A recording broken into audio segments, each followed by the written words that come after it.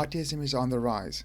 As you can see, in 1995, the incidence of autism was 1 out of 1,000 kids. In 2016, it rose to 1 out of 54 children. And this is a study from 2018 in the US. The overall ASD, meaning autism, prevalence was 23 per 1,000 children, 1 in 44 children. What's going on? They tell us it's genetic. But do genes really change in just 25 years? Today we'll talk about, is antibiotics safe for all children? As the graph I just showed you has any connection to antibiotics? What can we do with our own children to protect them from the negative possible impacts of antibiotics? We're going to discuss that today. Let's begin. Welcome to the Wellness Messiah podcast. I'm your host, Rimon. You're a loving parent, a responsible parent, and you want to do the best for your children. And the best gift for our children is a fully developed, healthy body and brain. The brains of our children will affect their future, learning abilities or disabilities, IQ, and EQ, emotional intelligence. All of these are going to be affected by the brains of our children. And the first 5 years are the most crucial time. As you can see, by the time our children become 5, 90% of their brain volume is developed.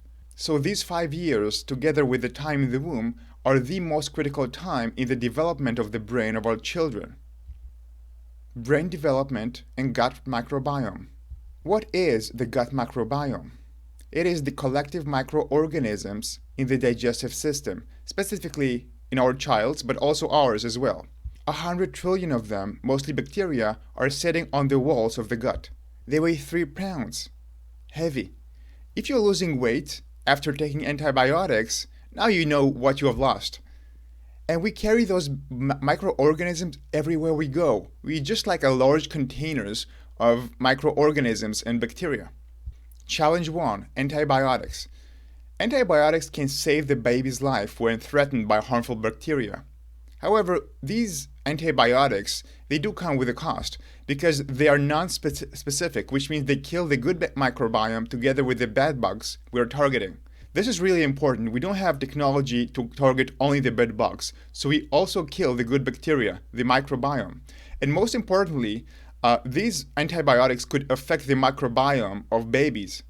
This is a study in 2021 from New York University. This is what they found.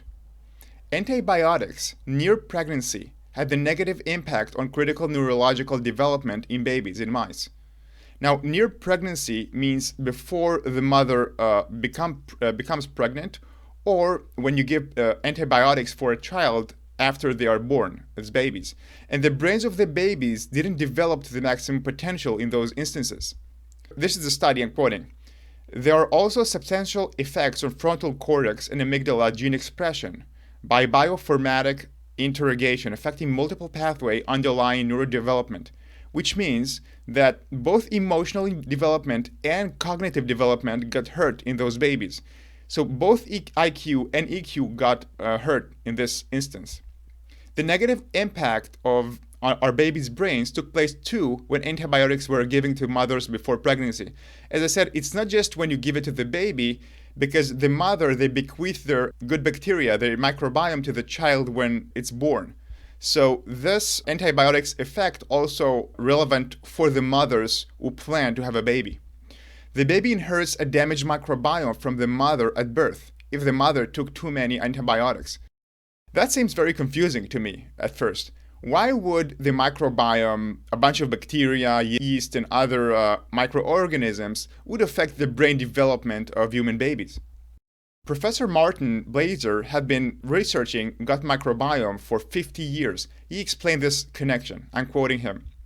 First, the microbiome produces molecules important in metabolism, which is also brain metabolism. In other words, the metabolic molecules those microbiomes produces also get to the brain, and the brain uses them to grow and develop. Second, the microbiome transfers to the gut chemical and physical messages.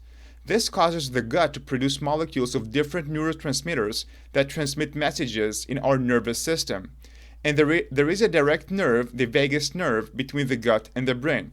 So we have to remember that there is a direct road directly communicating between the gut and the brain.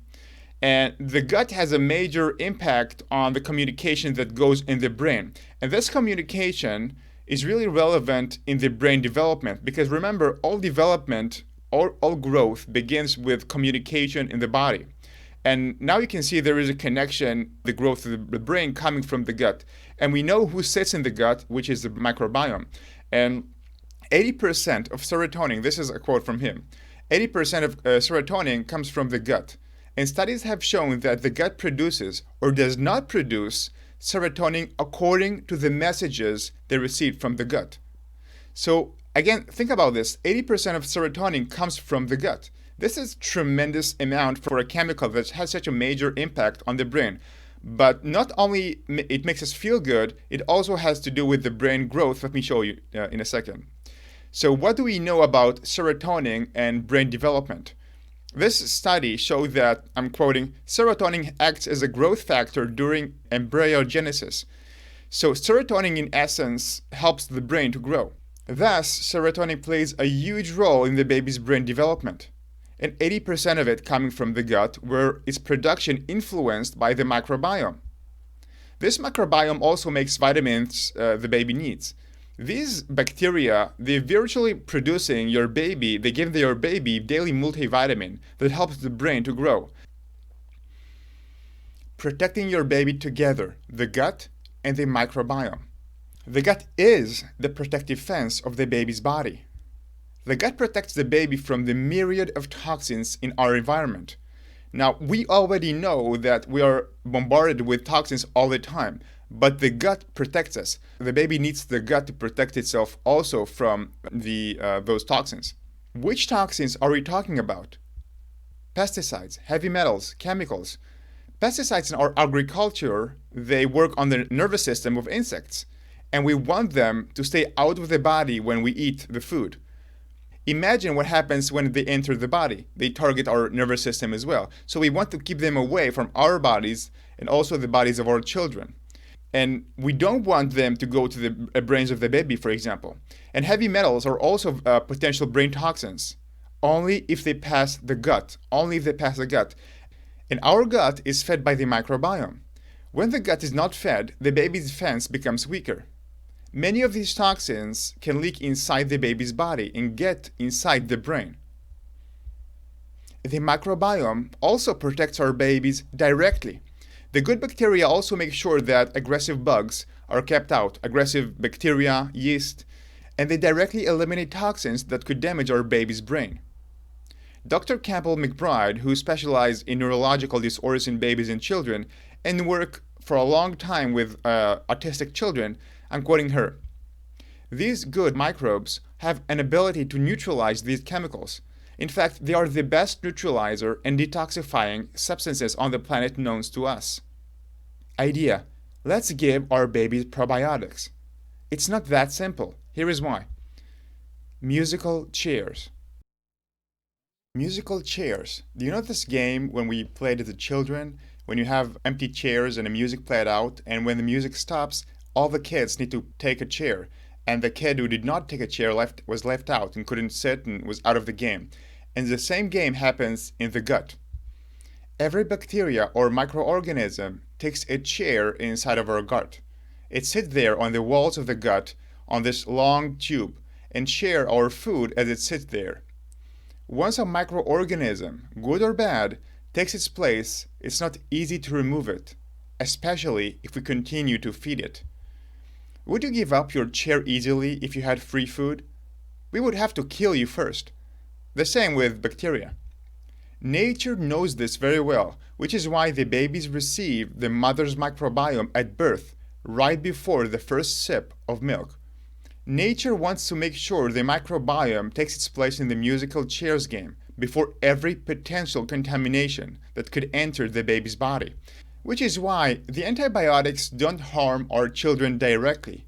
However, by killing the good microbiome, either of the mother or the baby, the musical chairs game, the musical chairs themselves are now up for grabs. This is why the antibiotics don't harm our children directly. However, by killing the good microbiome, their musical chairs of the good microbiome are now up for grabs. And there is a specific type of microorganism that is very happy with antibiotics. Can you guess who it is? The yeast, whom the antibiotics don't harm at all, giving them empty chairs to take. In fact, the first antibiotic, penicillin, which is a derivative we're still using today in antibiotics, was developed by the family of the yeast, the fungi, which explains why the antibiotics doesn't affect them. Nobody wants to hurt their family. And what do the yeast do and make in our gut? They make alcohol out of sugar or carbs. That's how we make beer and wine. We give the yeast carbs, for example, to produce beer, and sugar when we produce wine.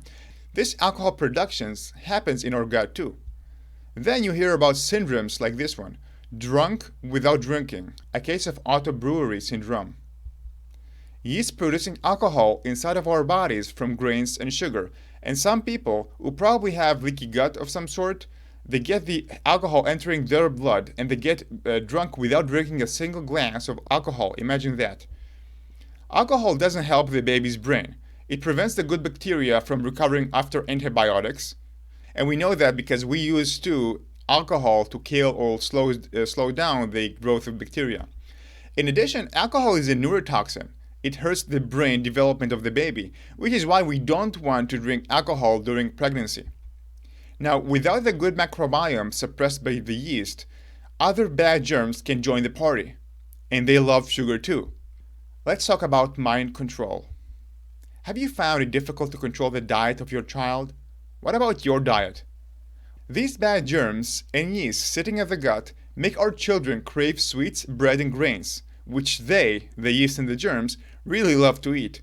They sit on the chair waiting to be served. This is a study that shows that, I'm quoting, early life influence can prime the infant gut microbiome and brain for food addiction, which might be further reinforced by increased antibiotic usage and dietary patterns throughout adulthood. So they sit on the gut and they control the addictions of our children. So if you wonder why your child is attracted to food that are not healthy for them, not nourishing for them, now you know why. So after taking antibiotics, our children's diet, and the mother's diet as well, exacerbate this cycle and make sure the microbiome won't be able to recover from the antibiotics. This is what happens. Antibiotics kill the good bacteria but not the yeast, and they also open the door for the musical chairs for other bad bacteria. Yeasts take their seat in the musical chairs and produce alcohol that prevents good bacteria from growing. From there, our children crave sugar and grains without the nourishment of soluble fiber. I'm going to cover this in a moment. The gut is malnourished, the brain lacks growth signal from the good bacteria in the gut, and the toxin protection of the baby is gone. The baby's brain development is hurt in the crucial years.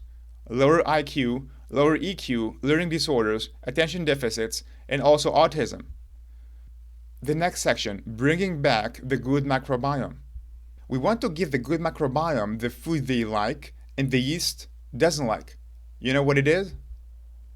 What does the good microbiome loves to eat? Soluble fiber.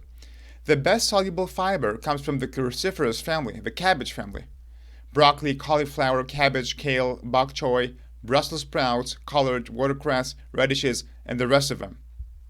Low on sugar and high on soluble fiber, which means these foods give the good bacteria a big, huge advantage in the musical chairs in the gut.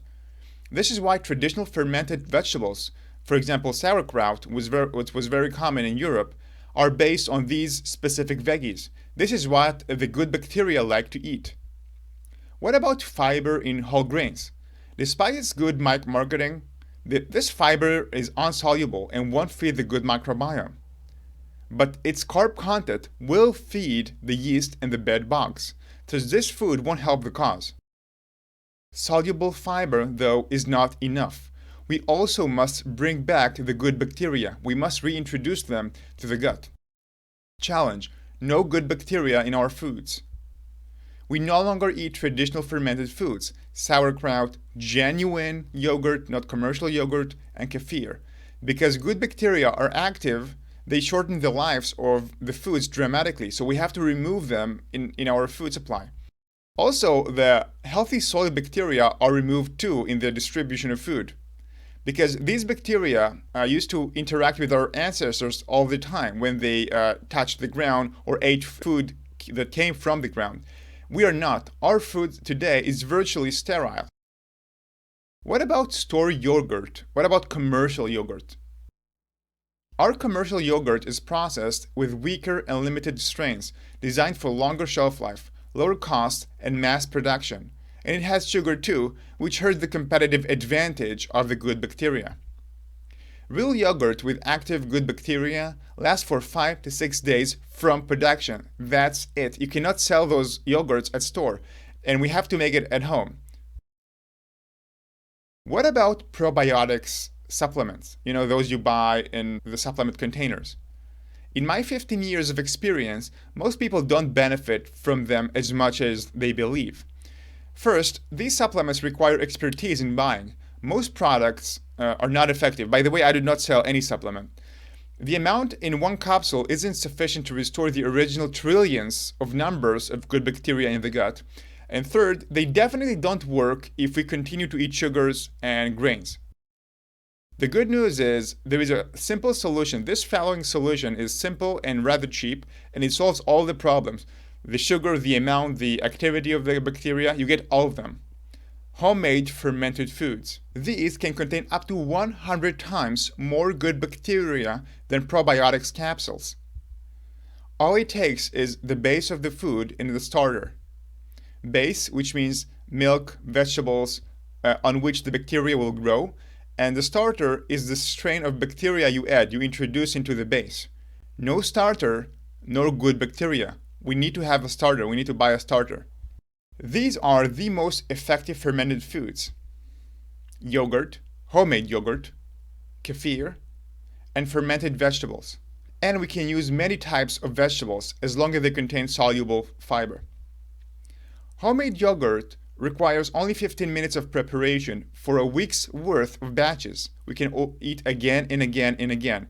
And if you want a printed guide from me, I made one for my subscribers. Ask in the comments and I'll reply with the free guide. And if you enjoy this content so far, please subscribe. So what do? Let's connect everything together. Let's take every information we had in this presentation and connect it to simple steps. Simple steps and solution for a healthy microbiome.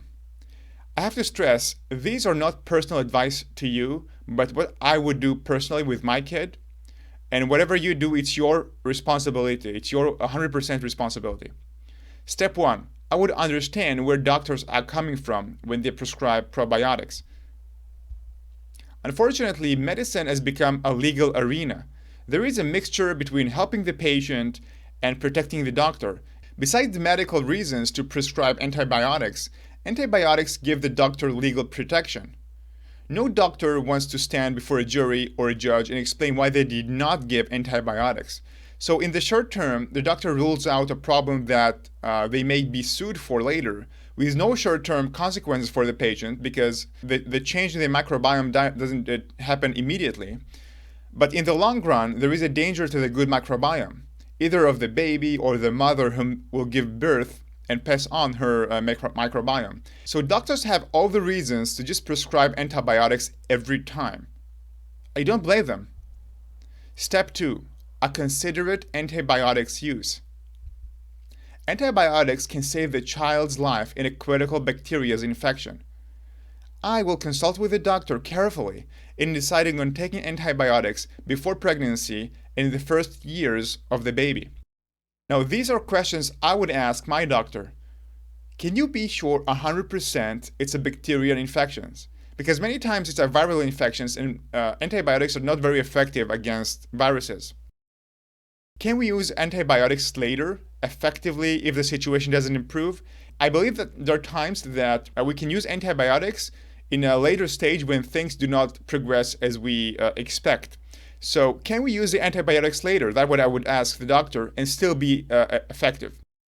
And third, can we do other things to strengthen the immune system? Because remember, the body was evolved to kill those bacteria. And maybe we can strengthen a system that doesn't hurt the good bacteria, which is the immune system. In fact, the immune system work with the bacteria. They work with one another. In many ways, strengthening the immune system and improving the gut bacteria also going to help make our body stronger against bad bacteria and bad infections. Now, I will take responsibility. With all due respect, if my child's brain will be harmed or damaged, my child, my spouse, and I, all of us are going to pay for this for the rest of our lives, not anybody else's. Step 3. Incorporate at least one fermented food. Again, easiest fermented foods for the planning mother and child are homemade yogurt, homemade kefir, and homemade fermented vegetables. For example, sauerkraut, carrots, etc. And to remind you, if you want my free guide, printed guide to prepare homemade yogurt, I made one for my subscribers. So ask in the comments and I will reply with the free guide. Step 4. Replace grains with cruciferous vegetables. These will give an advantage to the good bacteria in the musical chairs. Brussels sprouts, broccoli, white cabbage, red cabbage, cauliflower, kale, and more. All of these are going to help the good bacteria to take a hold on the chair. Any dish is good of these vegetables, fresh, steamed, bakes, soups, any types. It's still going to give your child and the mother a boost of food to the good bacteria. I have to stress that we don't need to be perfectionists. Replace as much as possible. The more you replace grains and sugar with those foods, the more you're going to give energy and food and nourishment to the gut and the good bacteria. And this is relevant both for the planning mother and the kid and the child. Step 5.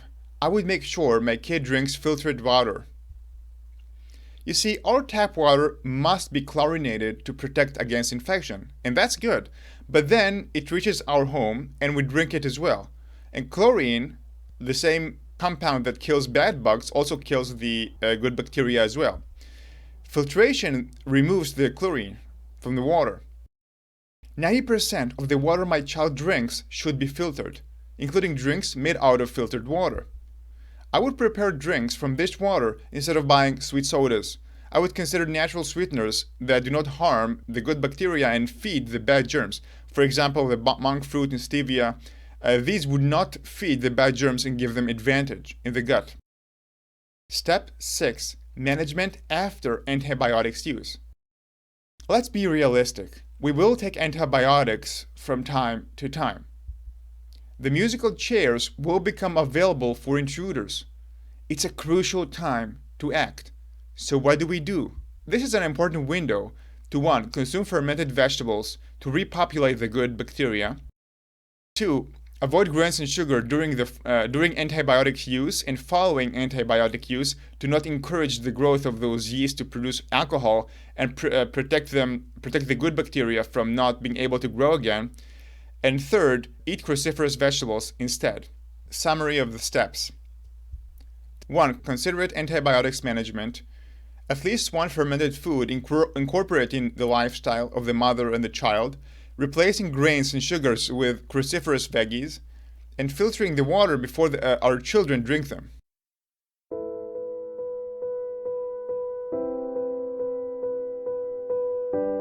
Imagine your child developing to his or her full potential. You give your child all the tools to be the best they can. Allow them succeed at school and later in life.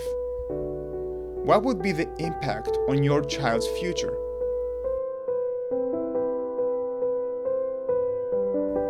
In the Wellness Messiah, we intend to publish more videos about children's health. I hope you enjoyed this video. If so, I invite you to come to check out the rest of the Wellness Messiah channel and to subscribe to see more videos like this. Any such video requires a large effort of accurate research and to compile information from our 15 years of metabolic research. We would appreciate donation on Patreon to help with the cost of producing those videos, the link to which you can find in the description. You can support the channel with as little as $1 contribution. However, simply subscribing to our YouTube channel for free is a huge help. And to end this, to give a healthy body and a healthy brain for all children, for our child, is one of the greatest gifts we can give them.